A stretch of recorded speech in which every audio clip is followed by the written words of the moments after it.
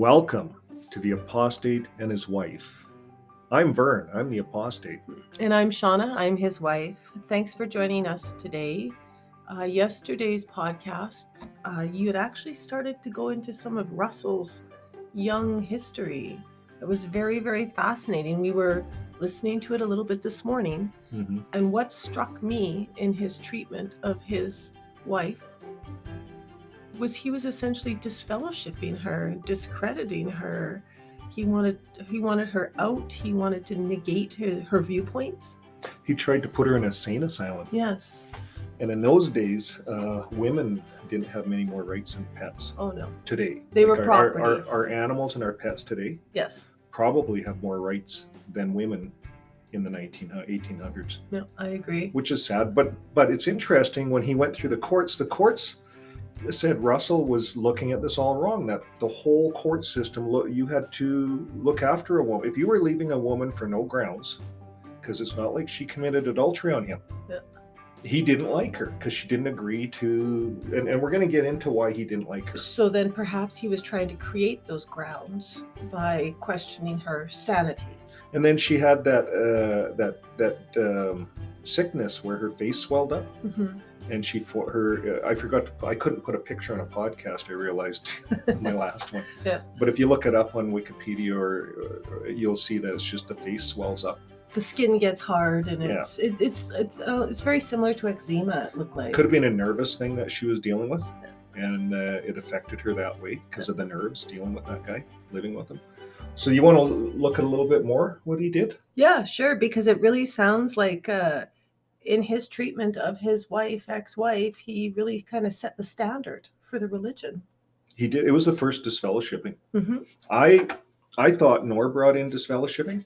Which he did officially. But Russell disfellowshipped his wife. Yet they preached against it because of Catholics' excommunication. Rutherford did. Oh, okay. It was Rutherford specifically. Yeah. It wasn't even an issue for Russell.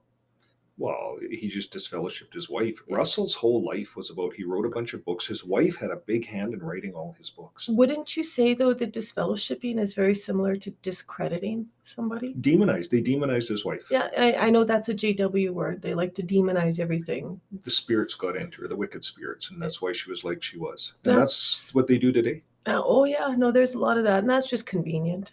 It's a great way to not have to explain or to look at what's going on. Oh, that person's demonized. Oh, that's demonized. So let's look at Russell. Let's see if there's any niceties about him here. Pastor Russell, silent to his wife for months. Do you ever get the silent treatment? It's the worst treatment, the silent treatment. He wouldn't talk to his wife. So he would only, wife's counsel's brief and separation suit charges husband with sending offensive messages by Rose Ball.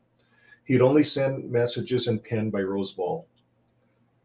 And some of the specific statements about Mrs. Russell in Pastor Russell's paper, which have aroused comment here, reads as follows. She came under the influence of what is popularly known as the women's rights.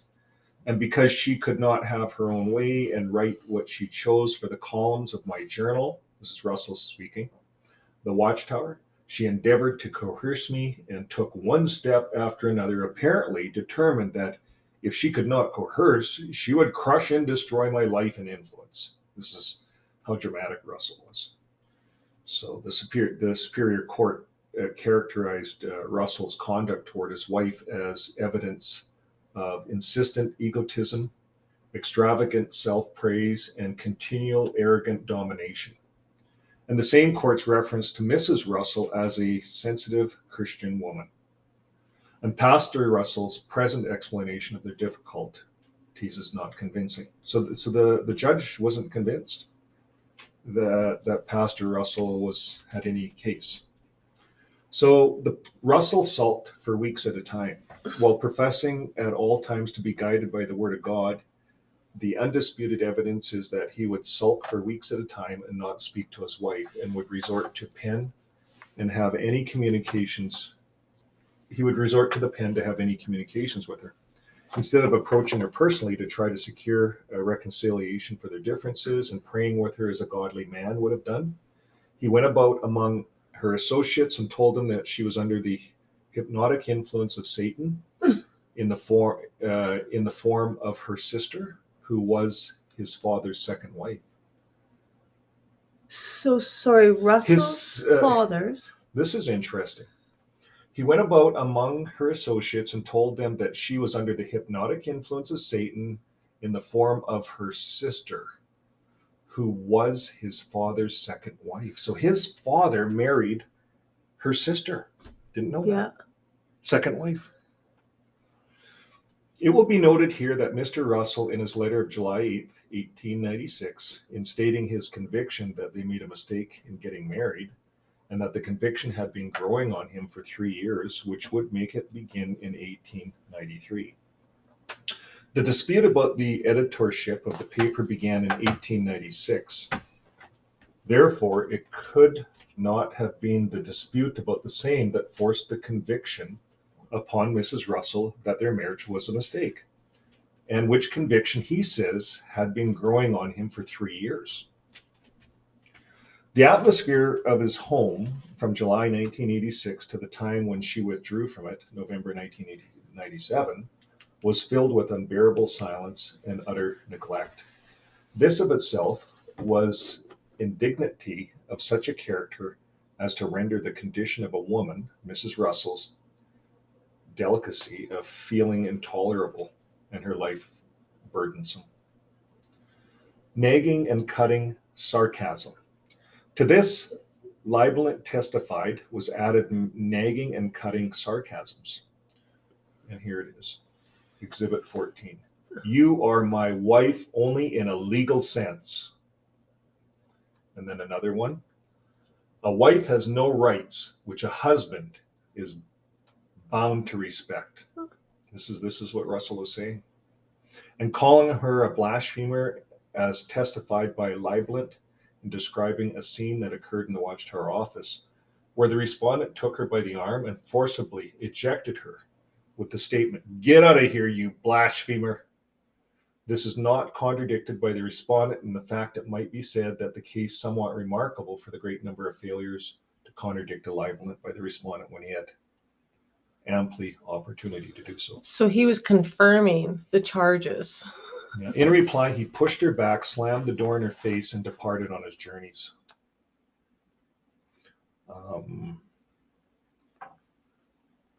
When leaving home for the far west, she helped him get ready, and then putting her hand on his arm, she said, "Husband, you are going far away. There are lots of railroad accidents, and we might never meet again. Surely you don't want to leave your wife in this cold, indifferent way." And in reply, he pushed her back, slammed the door in her face, and departed. Wow, eh? He's a real gentleman, that one. Even if the defendant did not attest didn't attend to her himself at nights when at home, in preference to hiring a competent nurse, it is evident from the testimony of the Lieblant, Russell, that he did not do it in a way to become kind for her husband.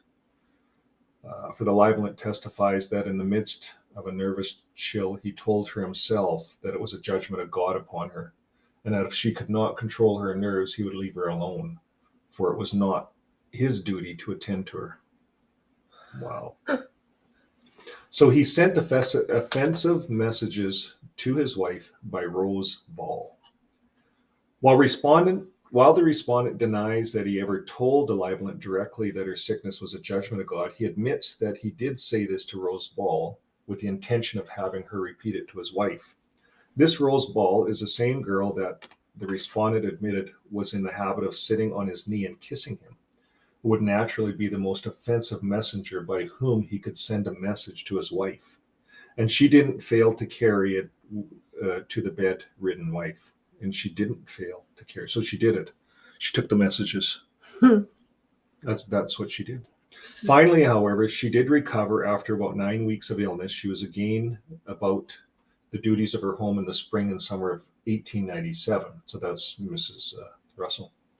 When one day, in the presence of this same Rose Ball, he demanded of his wife an itemized statement of her outlays, something he had never required before, probably because he realized that she had made more of his money than he did. Such a demand at any time would be inexpressibly humiliating to her. and when made in the presence of Rose Ball, would be inexcusably and utterly intolerable. In rendering its decision against Pastor Russell, the Supreme Court reoccurs to many of the above matters and partly bases its decision on the facts which they disclose. End of article. At the divorce trial, Marie Russell also testified that her husband had moved a picture of her father and mother behind a door. It's pretty petty. It is. So here's some court transcripts. These are kind of funny. So the question is, Mrs. Russell, this is a prosecutor, after you separated from your husband in November 1987, where did you go to live? Mrs. Russell. 1897. 1897. Yeah. Mrs. Russell says, I went to my sister's. And she gives the address. The prosecutor says, how long did you live with your sister? And she says, 1.5 years. The prosecutor says, did you receive any support from your husband during the 1.5 years? And Mrs. Russell says, none whatsoever. At the expiration of the 1.5 years, which would be about April 1899, where did you go to live? And she answers, the house next door to my sister. She gave the address, which was owned by my husband, which was left vacant.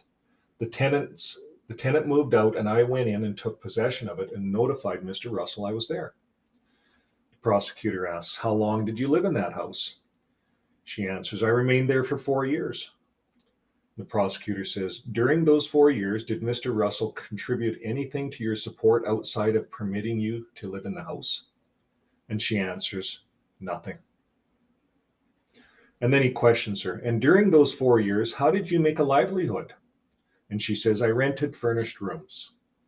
And the editor's note says, Marie Russell testified at the first support hearing in late June 1903 that she netted around $30 profit per month from the rental of rooms and providing board. The prosecutor says, I believe during this time, Mr. Russell gave you some furniture. And she answers, yes, sir. And he says, and that would bring us down to April 1903. And she says, yes, sir. And he says, what did you leave? And did you leave that house on Cedar? So he asks her, did you leave that house? And she says, on April 16, 1903, Mr. Russell and these men who are with him today came over to my house and with some others from the office. They were persons connected with the Watchtower Society and also the United States Investment Company. And they came over and took possession of the house and turned me out of the house. He kept the furniture and even retained my pocketbook, which carried the money that I had received from the rent rooms. Can you believe that? Yeah, apparently. Anyways, editor's note, Marie Russell either misspoke when she said April 16, 1903, or the court reporter got it wrong. The correct date was Monday, March 16, 1903, when all this occurred. Objection. The question, this is from the prosecutor, and then I believe shortly after the eviction from this house, you instituted these proceedings for divorce and also proceedings in the court for non-support. And she says, yes, sir. And then he goes on, in which the court sentenced him to pay $40 a month. I wonder how much money that was back then. Well, 40 times 10 would be about $400 a month. It's about $10 to $10. Okay. That's only $400 a month. That's nothing. You couldn't live on $400 a month today. And then she says, which the court sentenced him to pay $40 a month. And the court asks, and she says, yes, sir. And then the court says, which has been done from that time down until present? And she says, yes, sir. Have you had any financial aid from your husband except this $40 a month, which you've received since about April 1st, 1903, down to the present time? So here they've been separated for six years, and she's been going to court 5 times. And it took her all of this time, 6 years, to get $40 a month out of this turd. Mm-hmm. So have you had any financial aid from your husband except the $40 a month? And she says, none whatsoever. Then the question is, Mrs. Russell, have you any means for your own? And she says, I have no means of my own except a very small legacy from my mother, just a few $100s. And that has helped me to eke out a life with that $40 a month, which I've been living on since that time.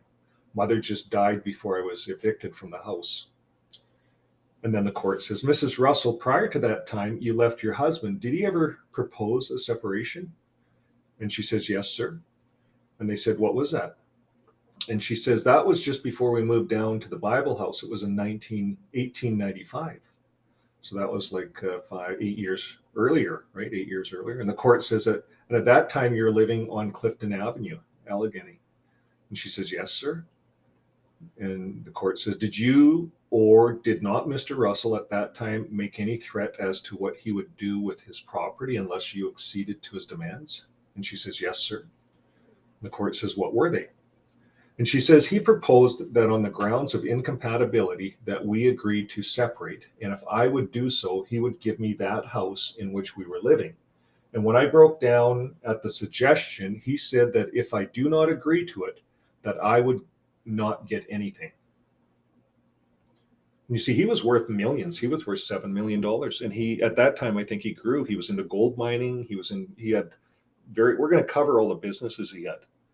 But he gave her nothing, and he had equivalent to $7 million today, and he gave her nothing.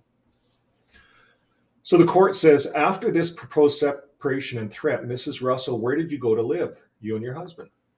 She says, we moved down to the Bible house. Question, at whose suggestion? She says, at Mr. Russell's.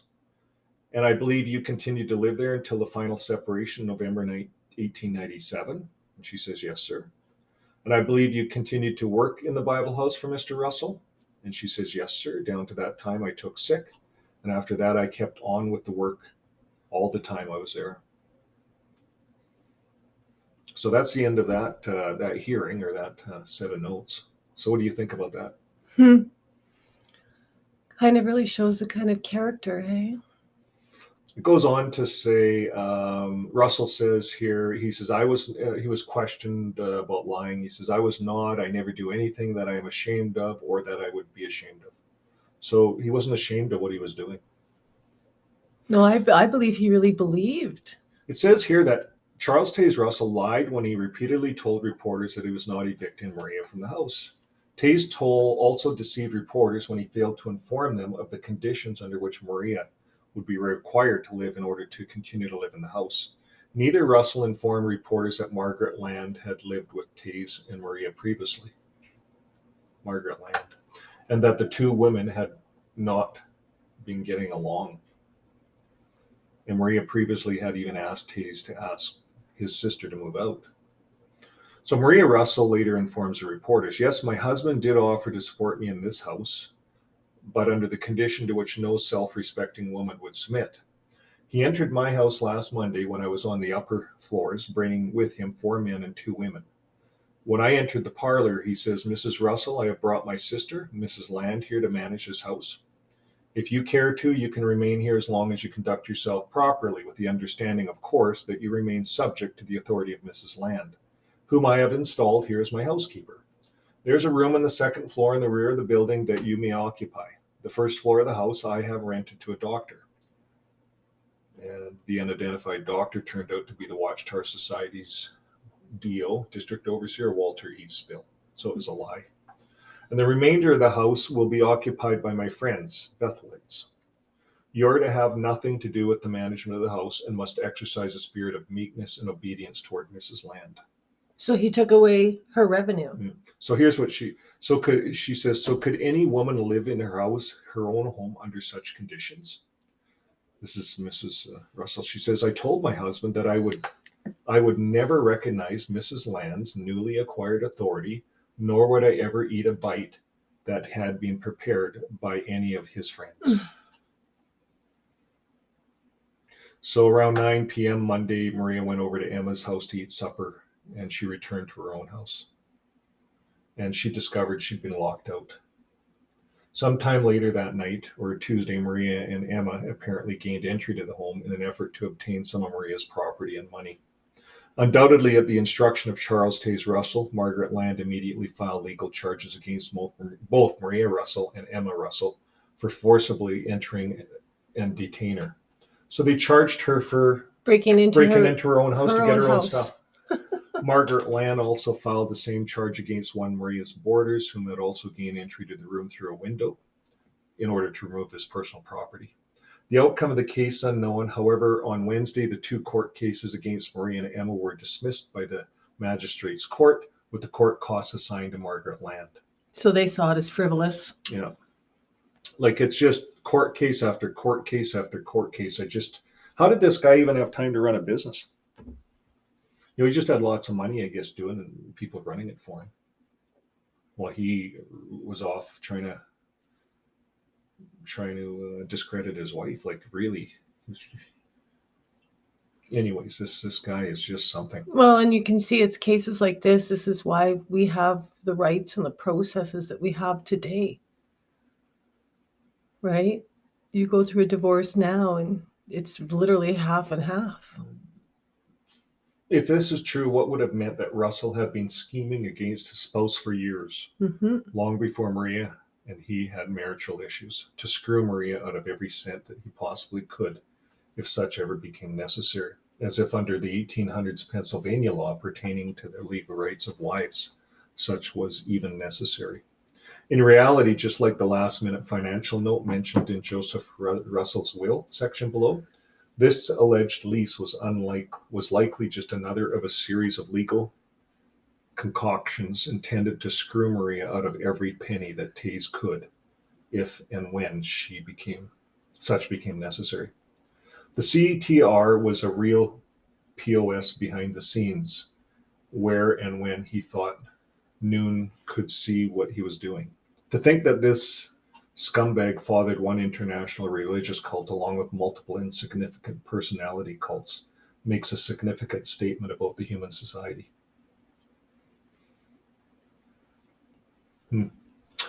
So Maria Russell's rumor versus these are just court cases. Pennsylvania versus Charles Taze Russell. On Wednesday, March 18, 1903, one of Maria Russell's boarders filed criminal charges of assault and battery against Pastor Charles Taze Russell. That tenant stated that he had been a tenant in the house for more than a year, and that when he returned home on Monday night, March 16, 1903, that Pastor Russell laid violent hands on him and tried to throw him out onto the street. Outcome unknown, but given the fact that Russell left for Europe only a few weeks thereafter, the outcome is predictable.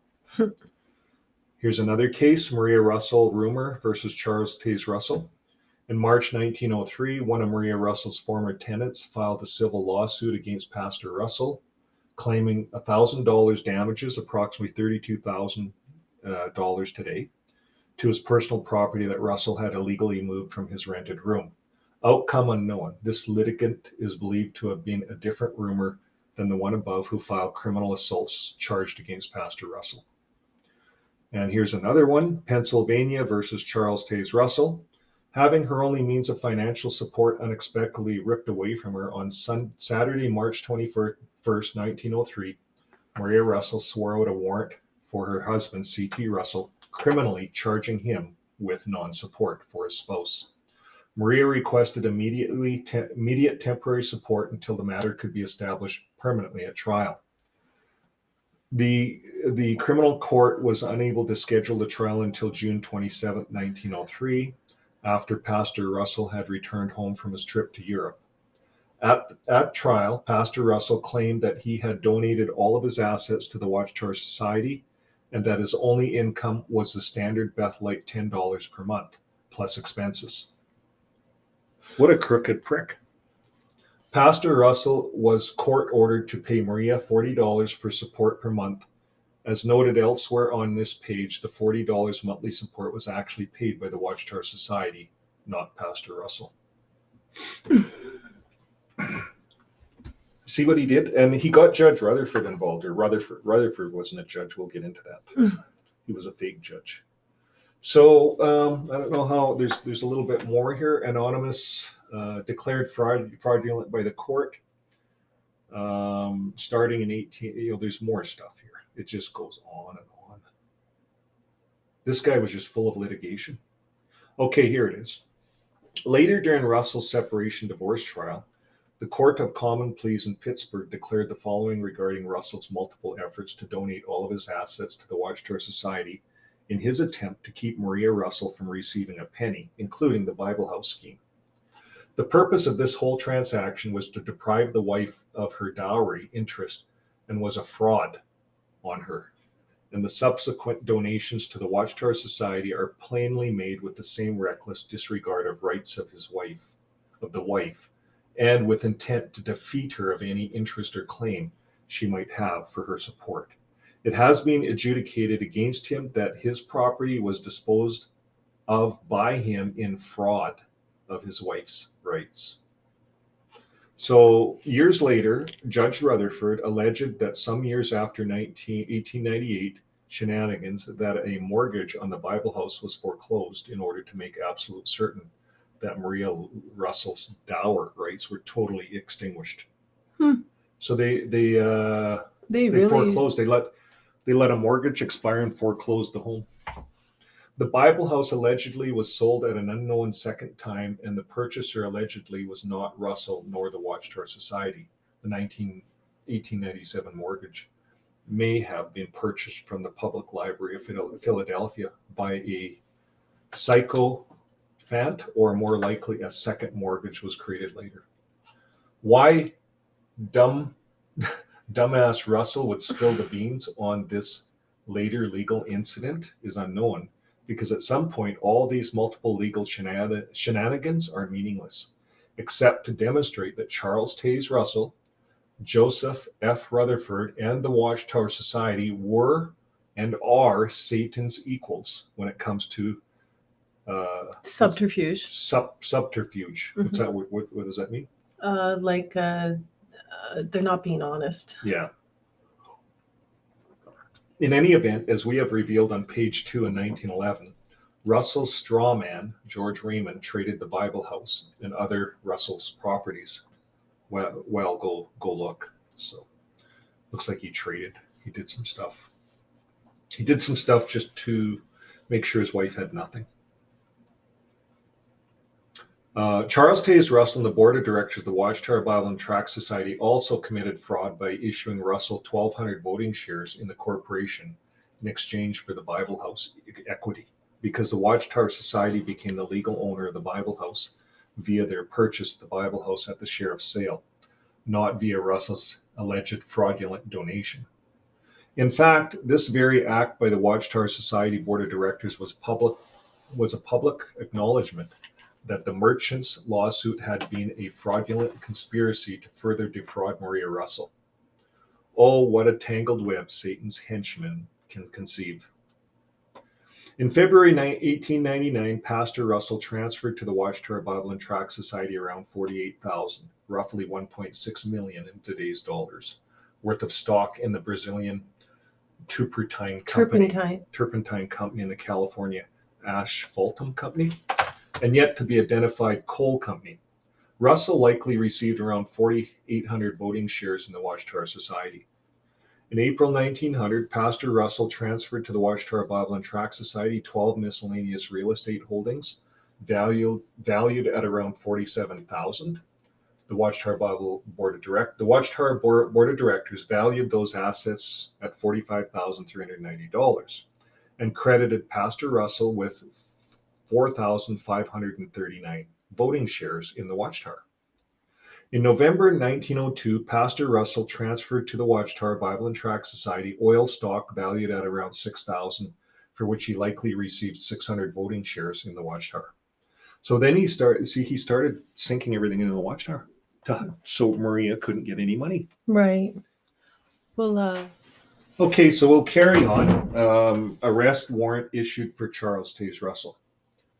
The Watchtower Society's latest history book, The Jehovah's Witness Proclaimers of God's Kingdom, includes a number of half-truths and outright lies in its coverage of Russell's divorce.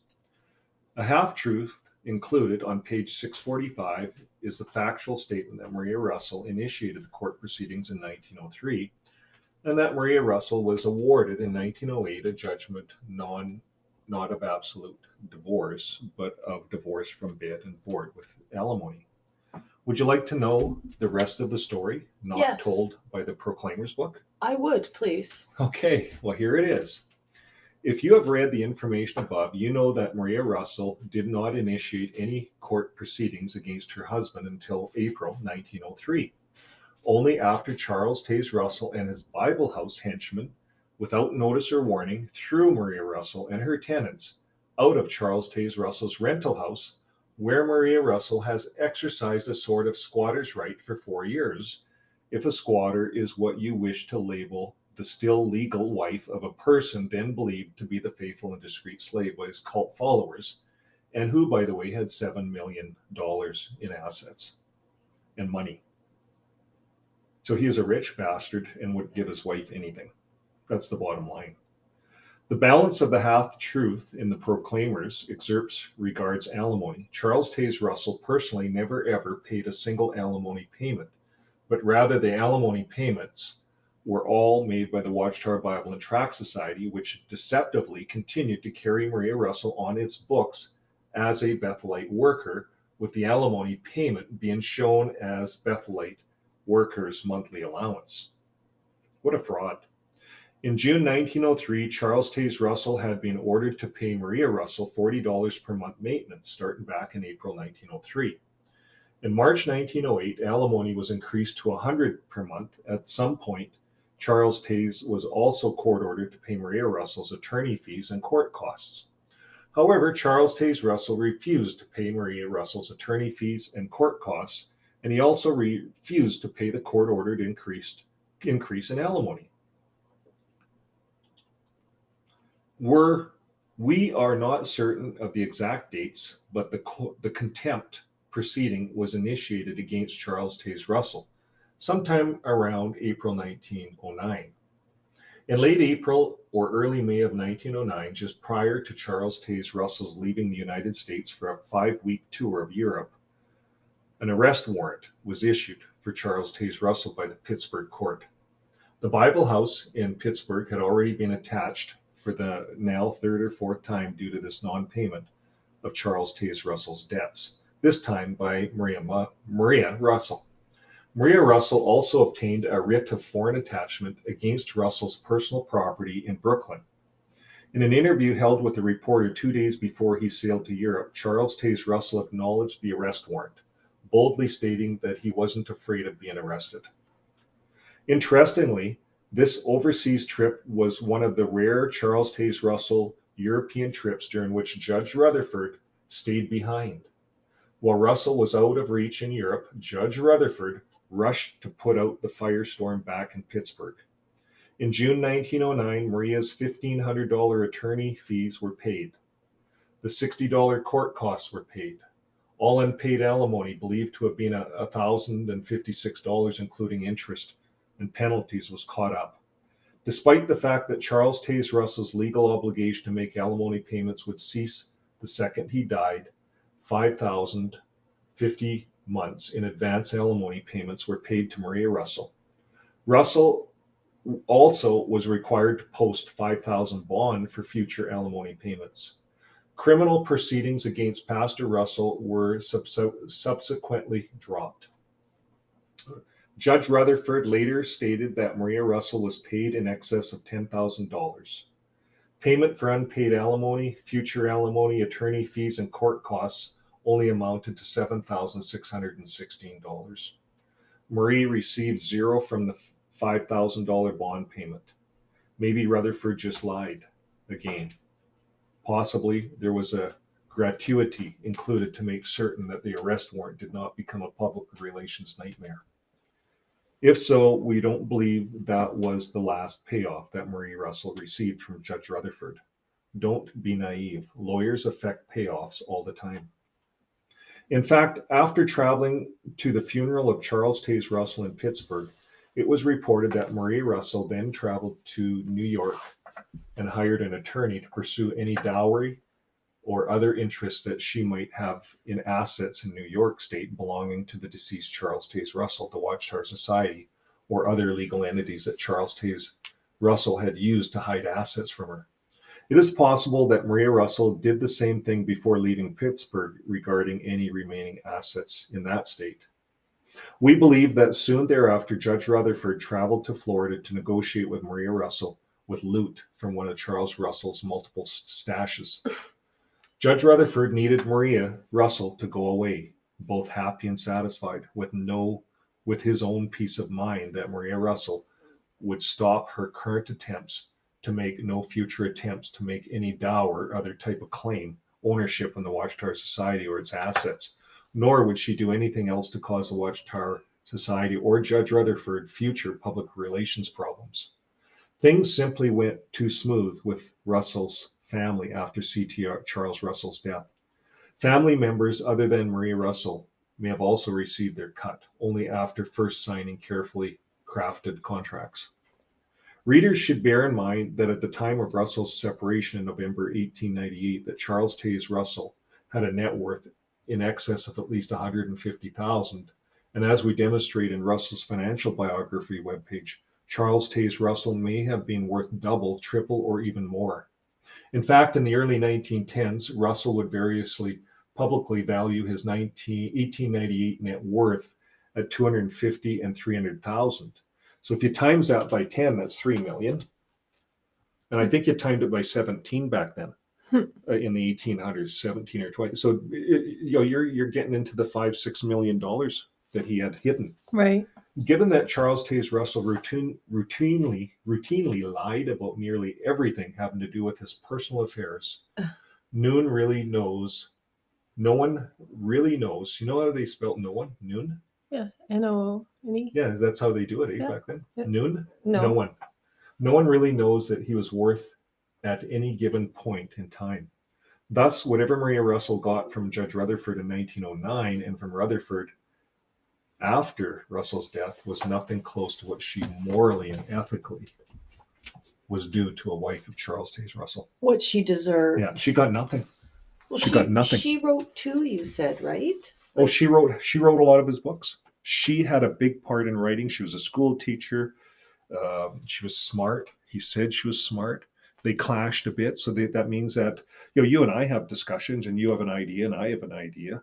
Well, we're debating. We're not clashing. I'm not going to overpower your idea because we all have ideas. We all have suppositions. No one has the truth. I'd like to see you try. So, anyways, this guy was a turd. Like he was worse. He was maggots. So here's another story. Pastor Russell's persistent female stalker. You want to hear that one? Immediately following Charles Taze Russell's return from his convenient May to June 1909 tour of Europe, Russell was besieged with the apparently unwanted public attention of a 29-year-old single female described as petite. Really?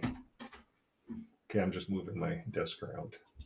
So he had this female after him, and she was petite, refined, and well-dressed, whom some newspapers referred to as Sophie Hassan. On Russell's departure from Mauritania, Sophie met Russell on the dock and welcomed Russell home by throwing her arms around his neck, weeping, and eventually falling at his feet in prayer. Embarrassed by such a public display of affection, Russell hurried away. Sophie therefore followed Russell home to the Watchtower headquarters, where she unsuccessfully attempted to gain entrance to interact with Russell. Sophie returned each of the following 3 days until Russell's sister, Margaret Land, called the police and had Sophie arrested for repeatedly ringing the doorbell. At the first court appearance, the judge suspended Sophie's sentence for disorderly conduct. So Sophie returned to the Watchtower headquarters the following day and was arrested again. This time, the judge sent Sophie for a mental competency exam, and the outcome is unknown, but Sophie likely passed. If so, Sophie would have served some jail time. Russell went on a 4-week speaking tour from early July through early August. Sophie's third arrest occurred 1 week after Russell's return to Brooklyn, when she was discovered sleeping in the exterior vestibule just outside of the Pastor Russell's office. Sophie told the police that she was tired and merely wanted to be near her bridegroom. Wow. After this third arrest, Sophie was committed to an asylum on Long Island, but was sufficiently competent to manage to escape a few days later and make her way back to Watchtower headquarters in only 2 days, without having any food or money, where she was arrested a fourth time. At her court appearances, Sophie was well-dressed and well-mannered. Sophie's mother attended the hearings and indicated that Sophie was a highly intelligent person whose erratic behavior had only recently began to exhibit itself with regard to her recent infatuation with Pastor Russell, whom Sophie referred to as her bridegroom or spiritual bridegroom. The limited media articles contain much conflicting information, including various spellings of Sophie's name and varying ages. All reports seem to agree that Pastor Russell and the single female had become acquainted during an ocean voyage returning from Europe back to New York City, where Sophie had been accompanied by her mother and sister, whom all lived in the greater New York area. However, reports differ as to when the voyage occurred, either in 1906 or 1909, which would make a big difference in the story, given that Pastor Russell had only recently relocated to Brooklyn from Pittsburgh. One media article reported that Sophie had made much of a similar public display when Russell departed from New York City in May, which obviously would indicate that she had known Russell since the voyage of 1906. However, it is also easy to see that the reporter could have just easily confused the story about Russell's return as being Russell's departure, which possibly could mean that Russell and Sophie had just met on this June 1909 voyage. In any event, there are indications that Russell was forced to seek a restraining order against Sophie in order to terminate her affections and attentions. One can't help but wonder how Sophie's affections and attention became so accelerated in May and June of 1909, if she had known Russell since 1906, when there had been no previous indication of such. One can't help but further wonder whether Sophie and her spiritual bridegroom had engaged in a spiritual marriage and a spiritual honeymoon on that return voyage in 1906 or 1909, or whether such had occurred at some other place and time in early 1909 or during one of Russell's many previous visits to New York City. So there you go. This guy, he traveled all over the world. He was rich. He dressed nice, traveled on these ships. And what do you do on a 2-week voyage? Have an affair. Like, it's quite obvious he had an affair with this woman because she was smart and everything, but he played with her mind, called her a spiritual bridegroom. And yeah. So if you don't believe that Russell was immoral with that story, well, let's go on to this story. Rose Ball affair. Here it is. Rose Ball's older brother, Charles Ball, relocated from Buffalo, New York to Pittsburgh, probably sometime in the mid-1888, and began to work at the Watchtower Society headquarters. So she was involved with them before Russell married Marie. There's a long involvement there. Charles Ball, at the age 21, died in March 1889. That was her older brother, Charles Ball. Okay. So he was working at the Watchtower, Charles Ball. It does sound like it was quite a family affair. Yeah. Shortly prior to his death, Charles Ball had requested and had received permission for his younger sister, Rose Ball, to join him in Pittsburgh to also work at the Watchtower Society headquarters. We believe that Rose Ball arrived in Pittsburgh in later 1888 when she was 19 years old. She was born in 1869. Charles and Rosa lived, and that was her brother, Charles, right? Because her brother's named Charles, so we don't want to confuse that with Russell. So Charles and Rosa lived with some other headquarter workers at Charles and Maria Russell's Clifton Avenue home. So they lived right in Russell's home. At the divorce trial, Pastor Russell testified that the age of Rose Ball had never, ever come up. Russell's further alleged that when he occasionally visited with Rose alone in her room, that he thought that she was only around 13 years old. Wow. But we do know that she was 19. She was of age, yeah. Or she was older. She was 19, it says. Yeah. When she... Yeah. So after the tragic death of Charles Ball, Rose's brother, Rose decided to stay in Pittsburgh, continue working at the headquarters, and continue living at Russell's home.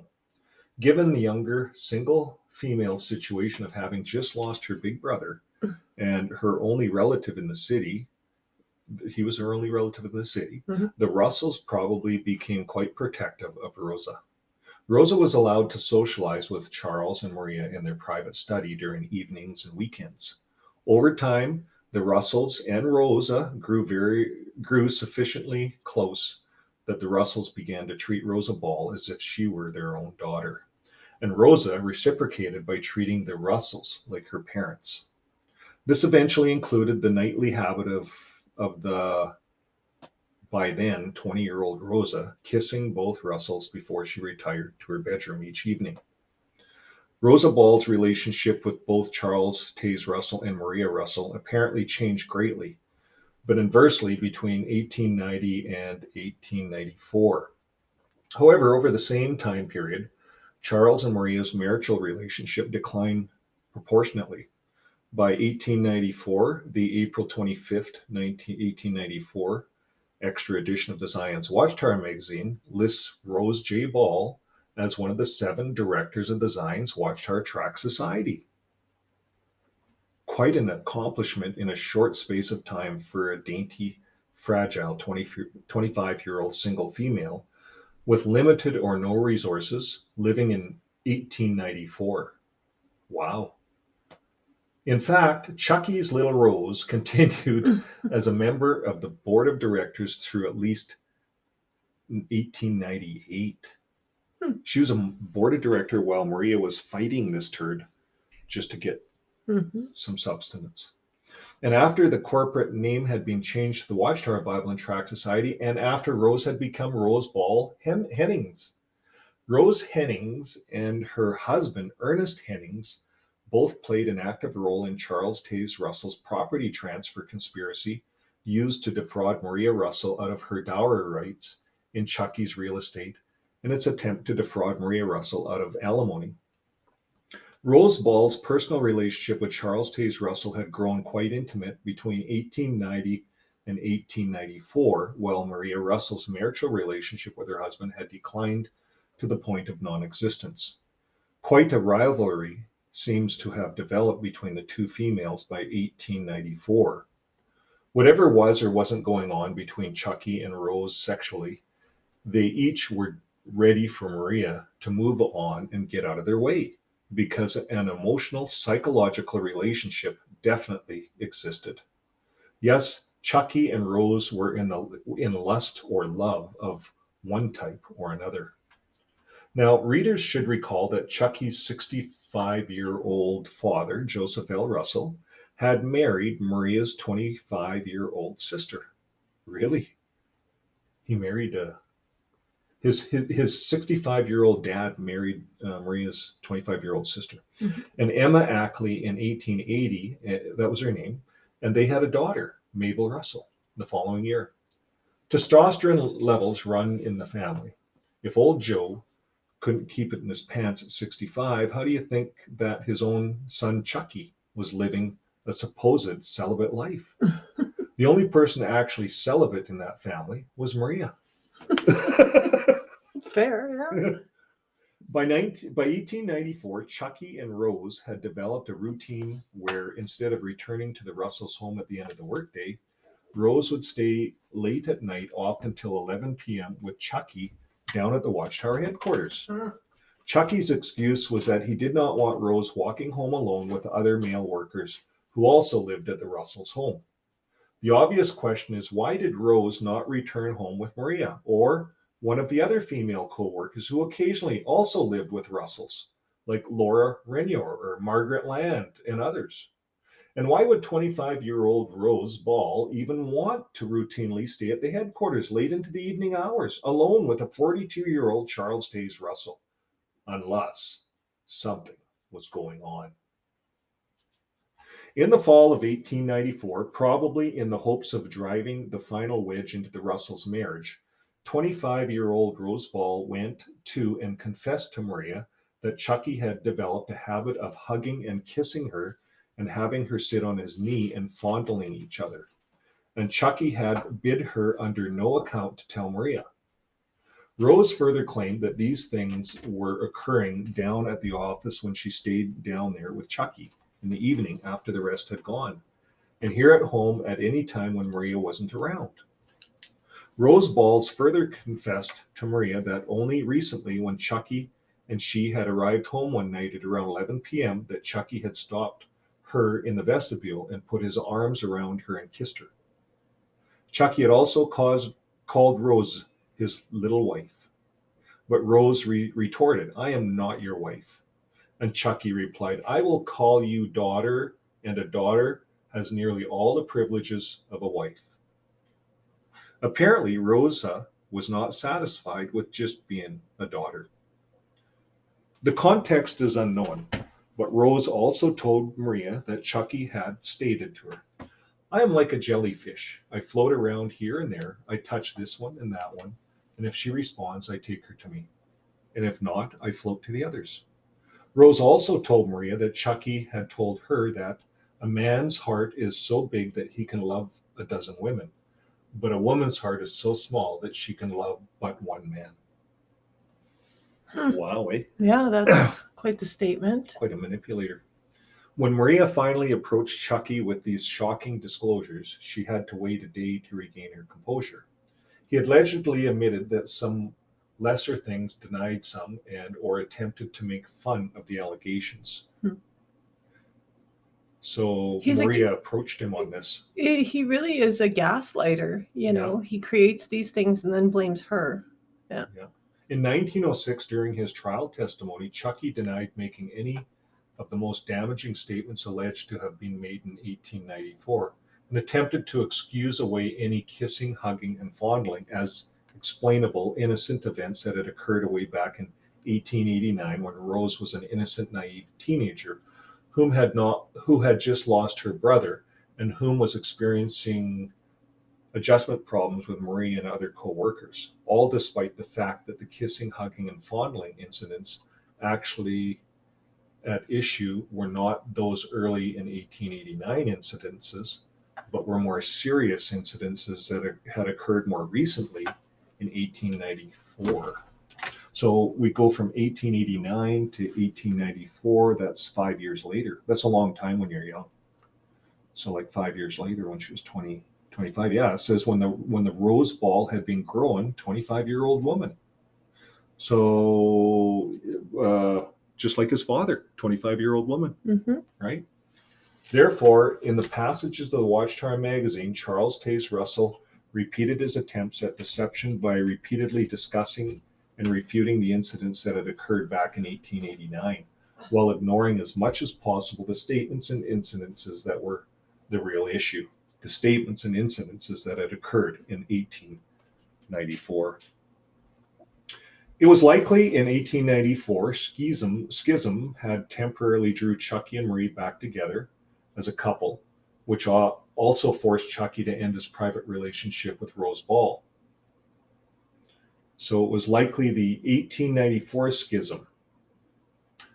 And however, by only 1895, Chucky himself was asking Maria for a divorce.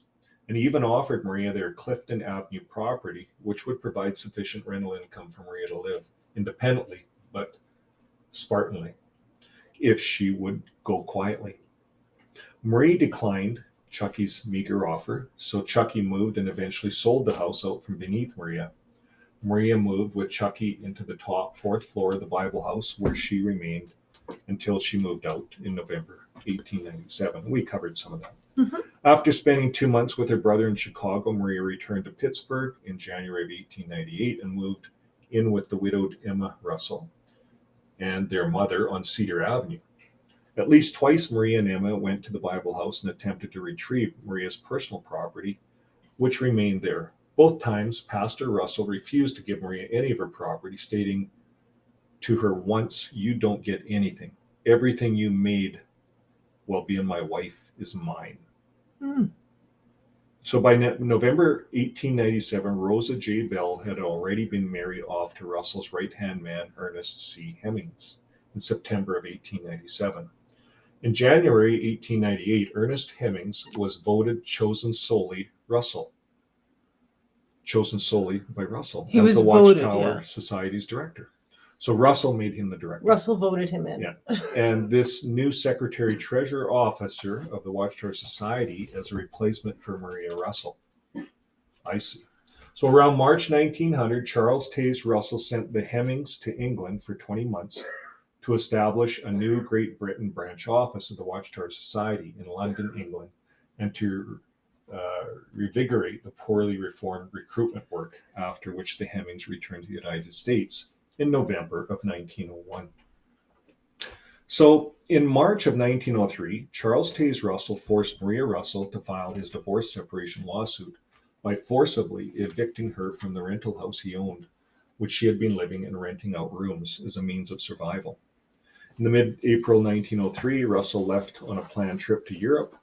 Coincidentally, Ernest Hemmings had left for England about 3 weeks earlier to look for new London branch office location and to take care of other business prior to Russell's arrival. Interestingly, at some point in this drama, Rose Ball Hemmings also left Pittsburgh and went to visit her parents and siblings in Buffalo, New York. And it is not known whether such occurred before or after the filing of the Russells' lawsuit. However, Rose Hemmings also soon left for Europe, joining Charles Taze Russell and Ernest Hemmings on London, England during the last week of May 1903, where they all three promptly left for Germany. There, Russell and the Hemmings shopped for rental location for a brand new European branch office in Elberfeld, Germany. Russell left the Hemmings behind in Germany to get that new Watchtower Society branch office up and going. Around December of 1903, and without returning to the United States, the Hemmings headed to Australia, and as far away as possible from Pittsburgh as Russell could send them, to open up a new branch office for the Watchtower Society in Melbourne. In Australia, Ernest and Rose Hemmings defected from the Watchtower Society in later 1909, along with several prominent U.S. Russellites, and started their own religious society, which had its own USA office only 2 blocks from the Brooklyn Bethel in the 1920s. Didn't know that. No. Okay, well, I think that kind of brings us to an end. I had some more stuff on Charles Taze Russell. Was he a pedophile or an adulterer? The Rose Ball case. And I think we covered it all. There's just another article, just how they did it. Again, And, Rosa was of age. Yeah, she was not a little girl, is No. what we've learned. no. Yeah. But definitely something was going on. And we're still not done this story because they opened up a branch right next to the Bethel. So I don't know what happened next, but I think we'll bring this podcast to an end. Yeah, Right here. That's a deep dive on Russell for sure. So, Yeah. But again, it really goes to show you that these are just People. Yeah. people, and very interesting how his method of getting rid of his problems, driving Maria out, sending Rosa across the world, is really in line with if you do wrong, if you're disfellowshipped or disassociate yourself from the JW religion, it doesn't matter. The results are the same. It's social suicide. This guy had an agenda. Oh, absolutely. He wasn't a true person. A seek and destroy Yeah. attitude that you can still see today. So, Okay, well, this brings our podcast to an end. Thank you guys for listening, and if you have any suggestions, put them in the comments. We hope you enjoy this, and next time we're going to move into Rutherford. So until next time, friends, keep living your life with love. Bye for now.